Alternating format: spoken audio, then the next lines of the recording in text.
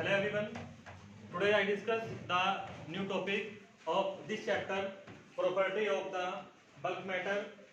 आज का हमारा नया टॉपिक रहेगा चैप्टर नंबर आपका दृढ़ पदार्थ के जो गुण हैं, यूनिट नंबर 6 से आज का नया टॉपिक रहेगा हमारा आर्टिकल के लिए पॉइजन रेशो और थर्मल स्ट्रेस। तो ये दो क्वेश्चन रहेंगे हमारे, आर्टिकल है दोनों, पॉइजन रेशो मोस्ट इंपोर्टेंट, ये शॉर्ट के लिए आर्टिकल है हमारा पॉइजन रेशो। तो ये एक अनुपात है,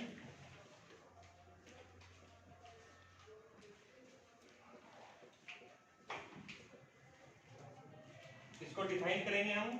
पॉइजन रेशो क्या है, पॉइजन अनुपात, और इसके साथ साथ इसका मैथमेटिकल एक्सप्रेशन देंगे और उसको डिटेल से प्रॉपर एग्जांपल के साथ बताएंगे, और उसके साथ साथ इसकी यूनिट और इसका डायमेंशनल फॉर्मूला, इसका मात्रक और इसकी विमीय सूत्र, इसके साथ साथ प्रैक्टिकली किस प्रकार वर्क करता है, इसकी थ्योरेटिकल वैल्यू क्या होगी, इसका सैद्धांतिक मान क्या होगा और इसका प्रैक्टिकल वैल्यू क्या होगा, है ना। तो दो प्रकार की वैल्यू हम बताएंगे और उसके बाद हम डिस्कस करेंगे एक शॉर्ट डेफिनेशन है थर्मल स्ट्रेस, उसमें प्रतिबल। ठीक है, तो शुरू करते हैं आज का अपना सेशन। पॉइजन रेशो क्या है, तो सिंपली जैसे आपने हमने कंडीशन दी है पॉइजन रेशो, तो पॉइजन ये साइंटिस्ट हैं, इन्होंने एक प्रकार का रेशो डेवलप किया, एक अनुपात बताया, किसके लिए, इलास्टिक बॉडी के लिए। आपका जो ये कंप्लीट चैप्टर है ये इलास्टिक बॉडी या बल्क मैटर या रिजिड बॉडी के लिए प्रेजेंट करेगा। क्लियर है ना, मतलब सॉलिड बॉडी के लिए, ठोस वस्तु के लिए पॉइजन ने एक अनुपात डिस्कस किया, डिस्कवर किया, और इन्होंने दो प्रकार के फंक्शन लिए। एक फंक्शन लिया इन्होंने लॉन्गिट्यूडिनल स्ट्रेन, अनुदैर्ध्य विकृति, और एक लिया इन्होंने लैटरल स्ट्रेन, इसको हम कहेंगे पार्श्व विकृति। ठीक है, तो दो प्रकार के इन्होंने फिजिकल फंक्शन लिए। लॉन्गिट्यूडिनल स्ट्रेन आपको हमने लास्ट सेशन में बताया हुआ है। ठीक है, अनुदैर्ध्य विकृति क्या होती है, और आपका लैटरल स्ट्रेन ये पार्श्व विकृति है, इसको आज बताएंगे। क्लियर है, तो इन दोनों फंक्शन का इन्होंने रेशो लिया, अनुपात लिया, और उसके बेस पे इन्होंने फॉर्मूला दिया और उसको मैथमेटिकल फॉर्म में भी कन्वर्ट किया। ठीक है, तो सिंपली सबसे पहले आप ये समझोगे कि पॉइजन ये साइंटिस्ट हैं, इन्होंने इलास्टिक बॉडी, ठीक है, या सॉलिड बॉडी, इन सभी प्रकार की जो बॉडी हैं, इन सभी प्रकार की ठोस वस्तुओं के लिए एक क्या दिया, एक रेशो दिया। किन्हीं दो फंक्शन में, कौन कौन से फंक्शन है, लॉन्गिट्यूडिनल स्ट्रेन अनुदैर्ध्य विकृति और लैटरल स्ट्रेन पार्श्व विकृति। तो दोनों ही ये विकृति हैं, दोनों ही स्ट्रेन है। और मैंने आपको लास्ट वीडियो में बताया था स्ट्रेन क्या है, एक प्रकार का ये रेशो है किस किस के बीच, change in configuration corresponding original configuration, किसी वस्तु के विन्यास में हुआ परिवर्तन और उस वस्तु की वास्तविक विन्यास, है ना, इन दोनों का रेशो था हमारे पास स्ट्रेन विकृति। ठीक है, और इस प्रकार की जो कंडीशन थी हमारे पास कॉन्फ़िगरेशन में, या तो लेंथ होगी उस बॉडी की, या वॉल्यूम होगा किसी बॉडी का, या उसका शेप, या उसका साइज। ठीक है, तो वस्तु की लंबाई, वस्तु का आयतन, या उसका आकार या आकृति, इन सभी में कुछ चेंज आएगा, है ना, इन सभी फंक्शन में कुछ परिवर्तन आएगा, और उस परिवर्तन को हम वास्तविक परिवर्तन जो हमारे पास वास्तविक जो रेशो है उसके सापेक्ष क्या करेंगे, कंपेयर करेंगे, मतलब उनका हम रेशो निकालेंगे। ठीक है, तो स्ट्रेन को अगर आपको करना है तो जो लास्ट की वीडियो हमने आपको यूट्यूब पे फॉरवर्ड की हुई है उनको आप अच्छे से देख के इस टॉपिक को इजी बना लोगे।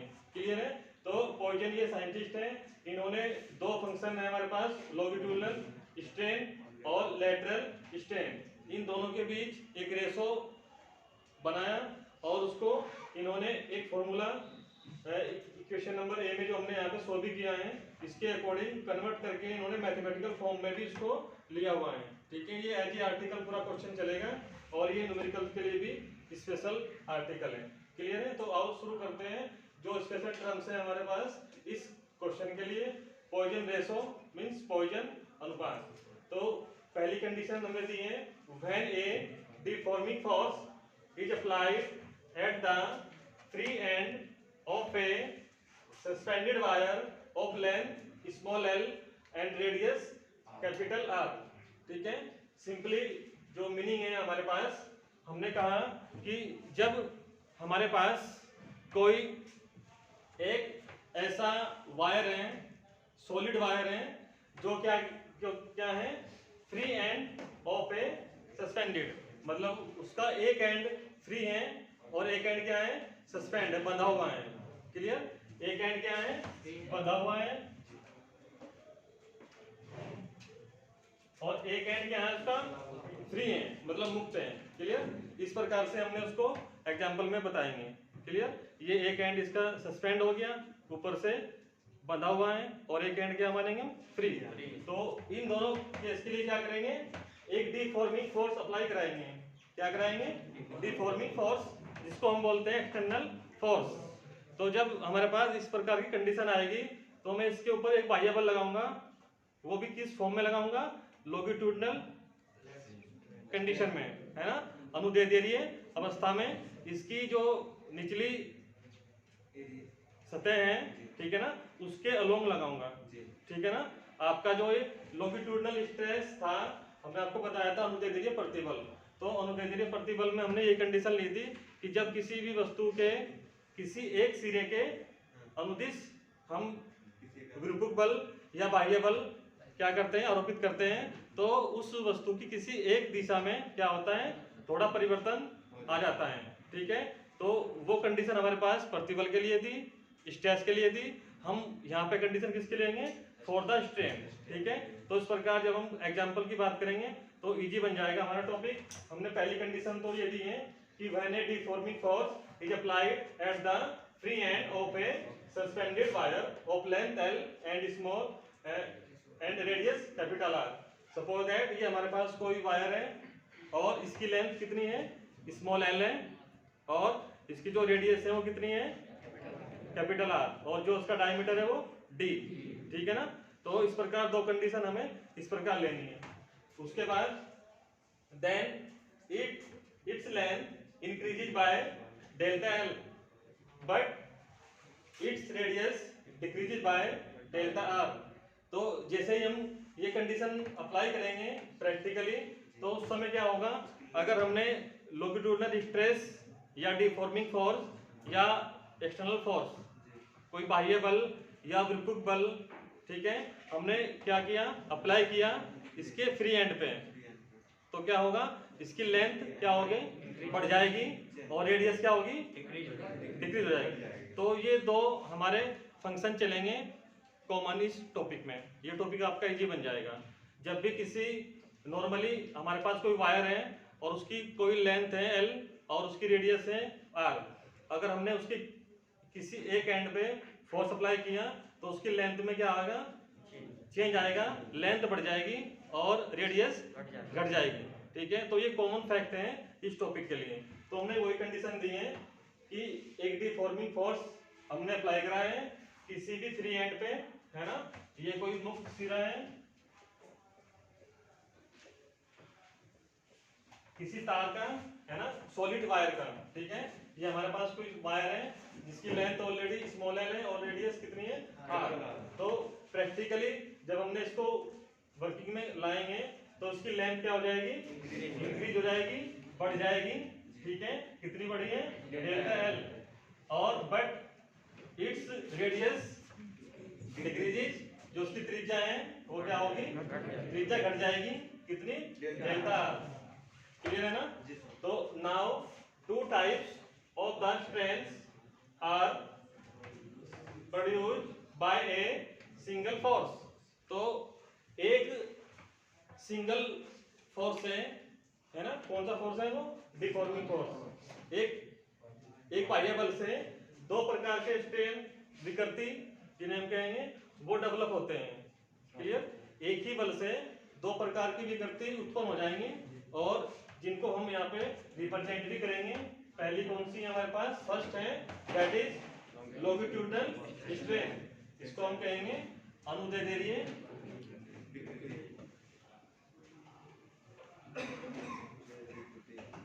अनुदैर्ध्य विकृति। ये हमने लास्ट टॉपिक में भी डिस्कस किया हुआ है। इसका फॉर्मूला क्या बनेगा, delta L upon L, change in configuration means length of the wire upon original length of the wire. तो फॉर्मूला बनेगा delta L upon L. Equation number इसको हमने 1 डिनोट किया। उसके बाद सेकंड फंक्शन बना हमारे पास लैटरल स्ट्रेन, है ना, इसको हम कहेंगे पार्श्व विकृति। पार्श्व मींस ये आपका एक स्मॉल वैल्यू तक चलेगा, है ना। लेटरल स्ट्रेन है ये रेडियस के कोरस्पॉन्डिंग चलता है। अगर इस पहले रेडियस आर थी तो लेंथ जब बढ़ेगी तो उसकी रेडियस क्या हो जाएगी, घट जाएगी, है ना, डिक्रीज हो जाएगी। तो कितनी होगी, delta R upon R with minus sign, ठीक है ना। माइनस साइन से इंडिकेट हो जाएगा कि लेंथ बढ़ने के बाद सिंगल फोर्स जब आपने अप्लाई किया तो लेंथ तो बढ़ जाएगी वायर की और रेडियस क्या हो जाएगी, घट जाएगी। तो इक्वेशन नंबर 2 हमने इसको डिनोट किया, ठीक है। तो दो प्रकार की हमने टाइप्स लिए, दो प्रकार लिए हमने विकृति के। फर्स्ट है हमारे पास अनुदैर्ध्य विकृति और सेकंड है पार्श्व विकृति। इन दोनों को हमने शो किया है delta L upon L equation 1 में और delta R upon R with minus sign equation number 2 में। क्लियर है। तो इस दोनों कंडीशन को आप, जो मैंने आपको लास्ट सेशन में बता रखा है, डायग्राम आपको बनाना है। इस प्रकार से कोई भी आप वायर लोगे, ठीक है, उसको सस्पेंड करोगे किसी पॉइंट से और उसकी लेंथ को आप इंडिकेट करोगे, डेल्टा एल को इंडिकेट करोगे, ठीक है, और रेडियस को आप साइड में इंडिकेट करोगे। क्लियर है ना। और इसके अलोंग आपको लॉन्गिट्यूडिनल स्ट्रेस अप्लाई कराना है। इसके अलोंग, इसकी डायरेक्शन के अलोंग, जो हमारा ये फ्री एंड है, जो किसी वायर का मुक्त सिरा है। क्लियर है। तो उसके बाद हमने इक्वेशन नंबर 1 इक्वेशन नंबर 2 को बनाया इस थ्योरेटिकल कंसेप्ट के अकॉर्डिंग, राइट। उसके बाद आगे बढ़ते हैं। तो देन द पॉइजन रेशो, तो इस प्रकार जो पॉइजन अनुपात है किस किसके बीच रहेगा, हमेशा लॉन्गिट्यूडिनल के और लैटरल के बीच, ठीक है। तो इसके अकॉर्डिंग जो कंडीशन बनेगी हमारी वो रहेगी, ये पॉइजन रेशो का सिंबल है, सिग्मा से करेंगे इसको represent, sigma equal lateral strain upon longitudinal strain, पार्श्व विकृति अपॉन अनुदैर्ध्य विकृति, ठीक है। ये हमारी इक्वेशन नंबर ए है। इसका जो फॉर्मूला है स्टैंडर्ड वो ये रहेगा कि जब भी हमारे पास कोई इलास्टिक बॉडी है, ठीक है, कोई प्रत्यास्थ ठोस वस्तुएं हैं, तो उन वस्तुओं के लिए या उन सभी वस्तुओं के लिए पार्श्व विकृति और अनुदैर्ध्य विकृति के अनुपात को पॉइजन अनुपात कहा जाता है और इसे हम सिंबल सिग्मा से करते हैं रिप्रेजेंट। क्लियर है ना। The ratio of the lateral strain corresponding to the longitudinal strain for all the solid elastic bodies is called Poisson ratio. It is represented by the symbol sigma, ठीक है। और इसके according इसका formula बनेगा equation number A में हमने जो represent किया। क्लियर है यहाँ तक। तो एक कंडीशन आपको डायग्राम भी इसमें आपको स्केच करना है अपनी नोटबुक में जब आप नोट्स बनाओगे। उसके बाद हमारी दोनों कंडीशन इक्वेशन नंबर 1 और इक्वेशन नंबर 2 में जो हमने वैल्यू फाइंड की हैं, इन वैल्यू को पुट करेंगे इक्वेशन नंबर ए में। समीकरण 1 और समीकरण नंबर 2 इन दोनों की जो वैल्यू हैं वो कहाँ पुट करेंगे हम, इक्वेशन नंबर ए में। तो मैंने कंडीशन ली है, now putting the values from equation 1 and equation 2 into equation A. समीकरण नंबर ए में समीकरण 1 और समीकरण 2 के मान रखने पर वी गेट दिस, यह प्राप्त हुआ।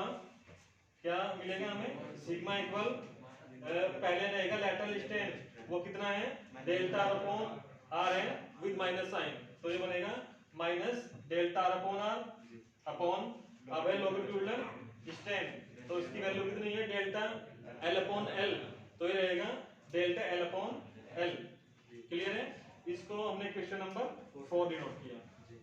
उसके बाद लास्ट कंडीशन है हमारे इस आर्टिकल की, इजी करने के लिए हमने इसको मॉडिफाई किया और हमने इसको बनाया सिग्मा इक्वल माइनस, तो ये रहेगा है ना, फंक्शन के बाहर ले लेंगे इसको, तो डेल्टा आर अपॉन आर, और ये एल ये ऊपर चला जाएगा, कैरी कर जाएगा, तो ये बनेगा L upon delta L. Clear? Equation number 5 है ये, हेंस प्रूव्ड। क्लियर? तो this is the required expression of Poisson ratio for the all solid elastic body. तो समीकरण नंबर 5 में हमारे पास ये पॉइजन अनुपात का व्यापक व्यंजक है जो ठोस प्रत्यास्थ वस्तुओं के लिए मान्य है। क्लियर है? तो अगर फॉर्मूला आपको अच्छे से याद है और इसके बेस पे न्यूमेरिकल आता है, तो आप न्यूमेरिकल सिंपल ये अप्लाई करोगे या ये अप्लाई करोगे। ठीक है? या तो वो उस सॉलिड वायर की क्या देगा, लेंथ देगा और रेडियस देगा। ठीक है? और चेंज इन लेंथ और चेंज इन रेडियस ये देगा आपको इंक्रीज फॉर्म में। लेंथ कैसी रहेगी? हमेशा इंक्रीज, लंबाई बढ़ती अवस्था में रहेगी, और रेडियस ये डिक्रीज फॉर्म में। तो ये ध्यान रखना, न्यूमेरिकल जब आप करोगे तो इसका माइनस साइन आप देख लेना वहां पे, अगर नहीं है तो आप माइनस साइन के साथ इसको सोल्व करके आओगे। क्लियर है? तो ये कंडीशन रहेगी हमारे पॉइजन रेशो की।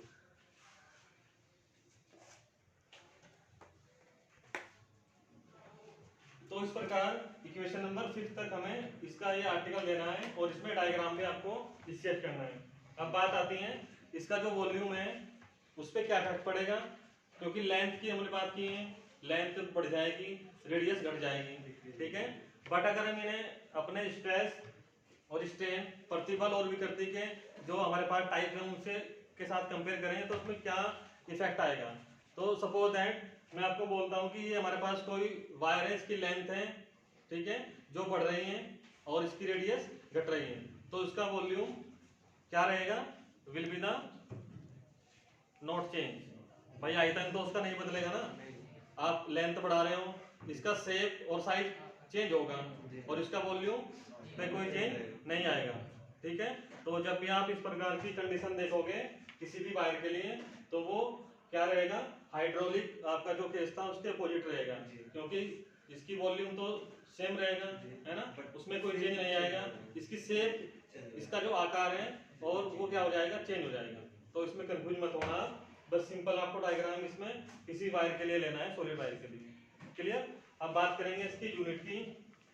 तो यूनिट में इसका मात्रक हम देंगे, मैंने आपको बताया हुआ है, जब भी कोई रेशो होगा हमारे पास और वो रेशो सेम फंक्शन का होगा, यहाँ पे दोनों स्ट्रेन है, ये भी स्ट्रेन है और ये भी स्ट्रेन है, तो क्या रहेगा, ये यूनिट लेस रहेगा, है ना, या 1 रहेगा, है ना, सिंपल लिख देना 1 यूनिट। कैंसिल हो जाएगा ये फॉर्मूले से, ये इससे कैंसिल हो जाएगा, तो कितना बचेगा 1, है ना, या तो लिख क्या हो गया 1 यूनिट या लिखोगे आप 9 यूनिट। ठीक है? तो पॉइजन अनुपात का कोई मात्रक नहीं होता, सिंपल डायमेंशनल फॉर्मूला भी हम फाइंड करेंगे, तो 9 डायमेंशनल फॉर्मूला। ठीक है? तो ये क्या है, ये विमाहीन और मात्रकहीन है। अगर एग्जाम में कोई भी आप ये क्वेश्चन पुट अप होता है और इसका मात्रक या विमा आपसे पूछेगा प्रैक्टिकल में, तो आपको बताना है ये मात्रक और विमाहीन होता है। क्यों होता है, फॉर्मूला बता देना, आप उसके अकॉर्डिंग इसको सोल्व करते हैं। क्लियर? अब उसके बाद नोट स्पेशल है हमारे पास थ्योरेटिकल वैल्यू के लिए और प्रैक्टिकल वैल्यू के लिए। तो मैंने आपको बताया था कि ये सभी इलास्टिक सॉलिड के लिए वर्क करेगा, जितने भी हमारे पास ठोस प्रत्यास्थ पदार्थ हैं उन सभी पदार्थों के लिए मान्य होता है ये। ठीक है? तो इसके 2 प्रकार के वैल्यू देंगे हम, एक देंगे थ्योरेटिकल, एक देंगे प्रैक्टिकल। थ्योरेटिकल आप समझते हो ना, कोई भी वैल्यू हमने सपोज की है, ठीक है, और उसकी वैल्यू हम प्रैक्टिकल कितनी फाइंड करते हैं वो अलग बन जाती है। तो उसकी जो थ्योरेटिकल वैल्यू है, जो उसका सैद्धांतिक मान है, इसका जो थ्योरेटिकल वैल्यू है,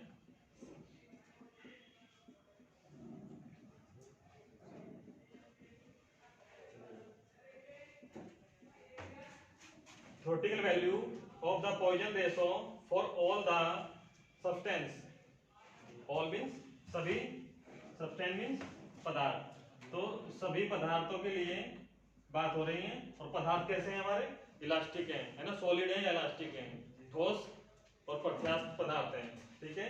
लाइज इन बिटवीन, लाइज मतलब उसके बीच ये वर्क करेगा, लाइज बिटवीन -1 to +0.5, ठीक है। तो इसकी जो थ्योरेटिकल वैल्यू है वो कितनी रहेगी?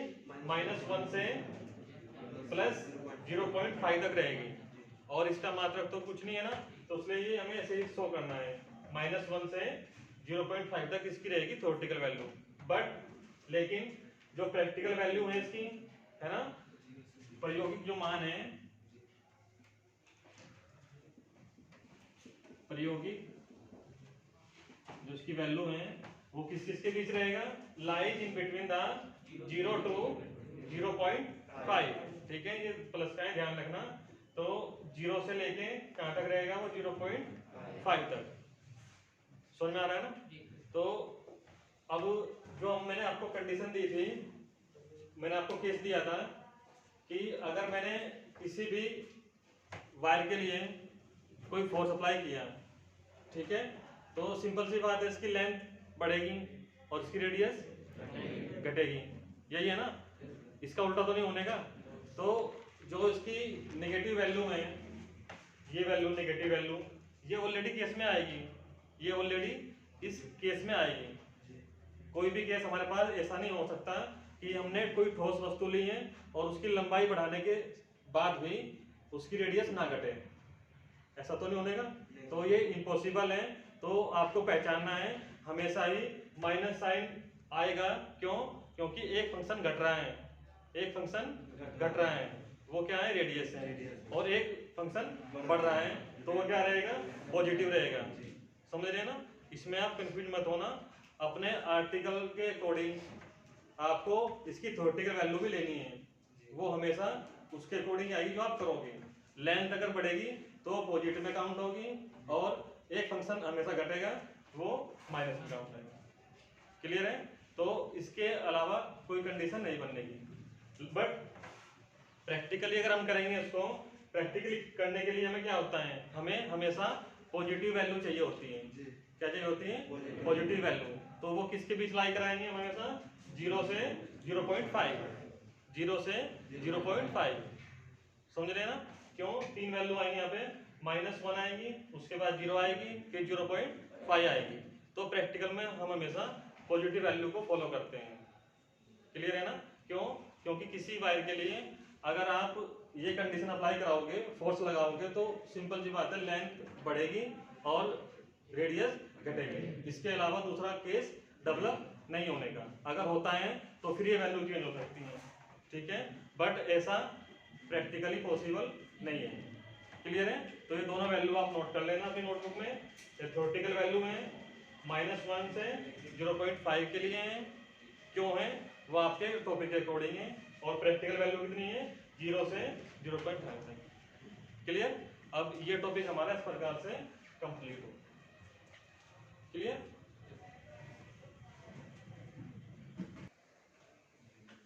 अब हमारा लास्ट जो आज का टॉपिक रहेगा, ये शॉर्ट क्वेश्चन के लिए है, ठीक है।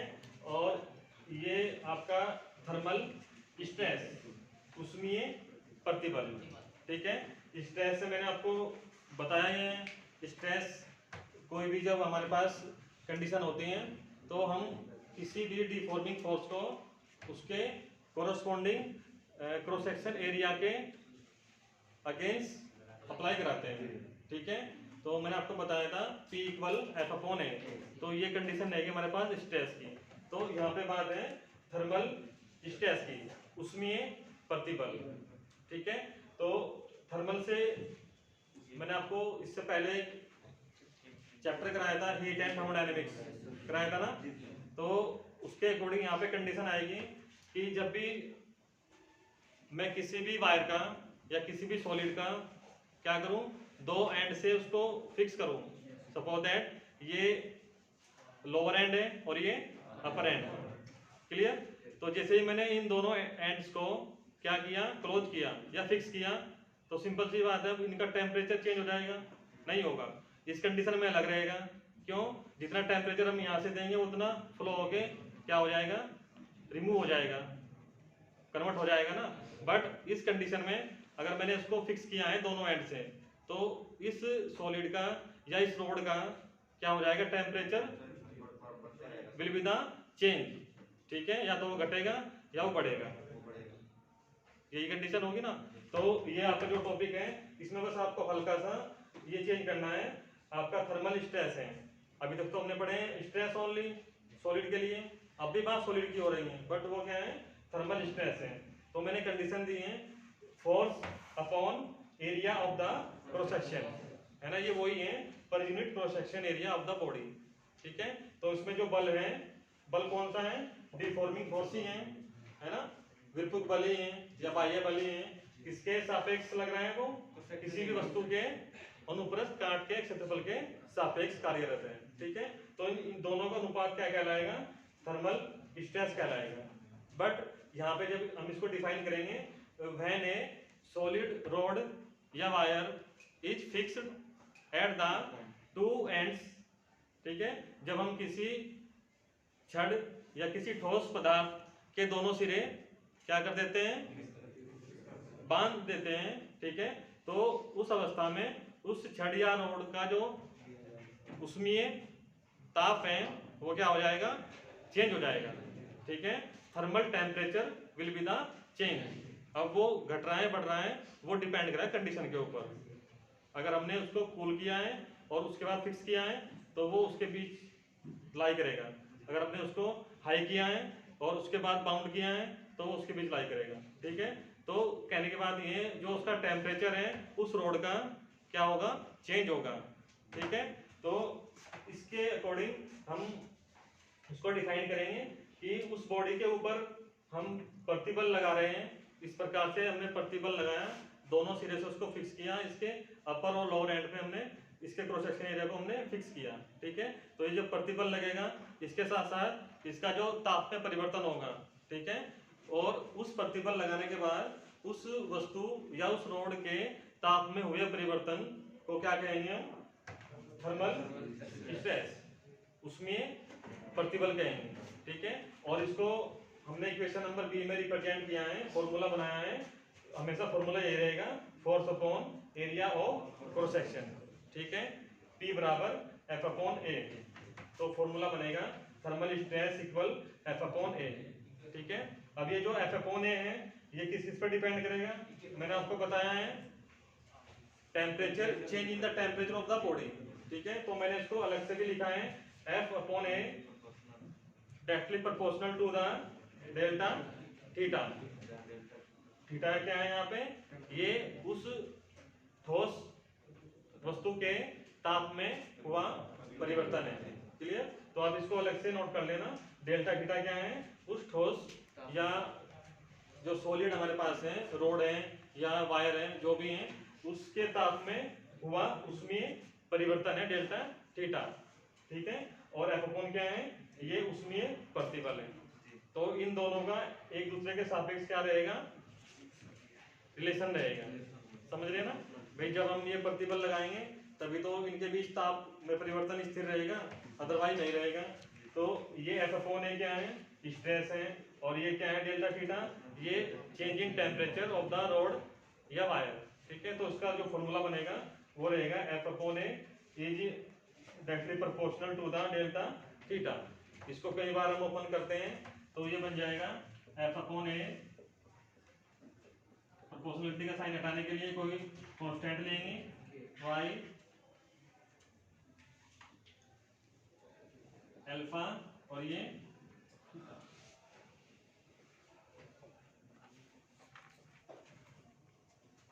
तो यहाँ पे जो ये दो फंक्शन मैंने एक साथ लिए हैं, ये दो फंक्शन इसलिए मैंने एक साथ लिए हैं क्योंकि इसके दो एंड की बात हो रही है, दोनों एंड की बात हो रही है। तो यहाँ पे जो कोफिशिएंट है अल्फा और y, ये क्या है, coefficient of constant for a rod under the thermal change in temperature. तो ये जो हमारे पास गुणांक है अल्फा और y, ये क्या है, ये किसी छड़ या किसी रोड के ताप परिवर्तन की दर को क्या करेंगे, रिप्रेजेंट करेंगे। ये क्या है, एक गुणांक है, क्या है, गुणांक, ये कांस्टेंट है दोनों y और अल्फा। क्लियर। अब बात करेंगे इसका मात्रक और इसकी विमा, तो सिंपल ऐसे ही निकाल लेंगे, ये न्यूटन अपॉन मीटर स्क्वायर और विमा क्या रहेगी जो हमने फाइंड की थी उस टॉपिक में। क्लियर। तो ये दो टॉपिक हमारे इस प्रकार से रहेंगे, इनको जल्दी से रिवाइज करते हैं। पहला पॉइजन रेशो है, आर्टिकल भी आएगा, तो इसमें सिंपली आपको एक डिफॉर्मिंग फोर्स अप्लाई कराना है किसी एक फ्री एंड पे, तो वो एक एंड बंधा हुआ है और उसकी लेंथ में इंक्रीज, लेंथ क्या होगी बढ़ जाएगी और रेडियस क्या होगी घट जाएगी। तो लेंथ इंक्रीज होगी डेल्टा एल और रेडियस डिक्रीज होगी। ठीक है। तो इसके अकॉर्डिंग दो प्रकार के स्ट्रेन डेवलप होंगे सिंगल फोर्स से। हमने एक फोर्स अप्लाई किया और दो स्ट्रेन बनाए। पहला है हमारे पास लॉन्गिट्यूडिनल स्ट्रेन अनुदैर्ध्य विकृति डेल्टा एल अपॉन एल, और सेकेंड हमारे पास lateral strain minus delta upon R. Equation number 1 और इक्वेशन नंबर 2 हमने इसको बनाया। पॉइजन रेशो का फॉर्मूला क्या है, lateral strain upon longitudinal strain, पार्श्व विकृति और अनुदैर्ध्य विकृति का अनुपात है। ठीक। तो उसके बाद हमने इसको इक्वेशन नंबर ए में ये फॉर्मूला रहेगा हमारा, दोनों वैल्यू पुट करेंगे इक्वेशन नंबर 2 की और इसको मैथमेटिकल फॉर्म में लेके आएंगे। इक्वेशन नंबर 5 हमारे पास ये रिक्वायर्ड एक्सप्रेशन है, ये आवश्यक सूत्र हैं इस पॉइजन रेशो के लिए, sigma equal minus del R upon R और इनटू एल अपॉन एल। ठीक है। इसकी बात करेंगे यूनिट, तो उसका कोई भी यूनिट नहीं होगा, हमने बता दिया आपको क्यों नहीं होगा। डायमेंशनल फॉर्मूला भी इसका नहीं होगा। और उसके बाद थ्योरेटिकल वैल्यू की बात हम करेंगे सभी पदार्थ के लिए, प्रत्यास्थ पदार्थों के लिए वो रहेगा -1 से प्लस 0.5 तक। और ये कंसेप्ट हमने इसके अकॉर्डिंग लिया है, लेंथ इंक्रीज हो रही है और रेडियस डिक्रीज। और प्रैक्टिकल वैल्यूज की हमेशा प्लस में हम काउंट करेंगे 0 से लेके 0.5 तक। उसके बाद हमने कंडीशन दी थी थर्मल स्ट्रेस की, तो ये बड़ा इजी है। स्ट्रेस में वही है, फोर्स है, डिफॉर्मिंग फोर्स विरूपक बल है, ये किसी भी बॉडी के क्रॉस सेक्शन एरिया के अगेंस्ट वर्क कर रहा है। और हमने बस कंडीशन ये दी है, यहाँ पे ये हमारा टॉपिक किसी एक एंड से फिक्स था और यहाँ पे दोनों पे फिक्स है, और इसके बीच जो टेम्परेचर में चेंज होगा बस वो हमें देखना है, वो किसके कोरस्पॉन्डिंग होगा, वो स्ट्रेस के कोरस्पॉन्डिंग होगा, एफ अपॉन ए के कोरस्पॉन्डिंग होगा। तो एफ अपॉन ए और ये रहेगा directly proportional to the delta theta. ठीक है। ये चेंज इन टेम्परेचर है ऑफ द रोड या वायर। ठीक है। तो ये ताप में हुआ परिवर्तन है जब हम किसी भी तार को दो सिरों से बांध देते हैं। ठीक है। उसके बाद हमने इसको इक्वल करा और एक कोफिशिएंट लिया हमने, कांस्टेंट कोफिशिएंट y या अल्फा। ठीक है। तो इस प्रकार ये हमारा ऊष्मीय गुणांक नियतांक कहलाएगा इस कंडीशन के लिए, एफ अपॉन ए प्रतिबल कहलाएगा। क्लियर। इसका आप मात्रक और विमा अपने लास्ट टॉपिक की तरह राइट कर लेंगे। क्लियर। तो ये दोनों टॉपिक आपको अच्छे से वॉच करने हैं और आने वाली प्रॉब्लम को डिस्कस करना है हमारे साथ। क्लियर। Thanks for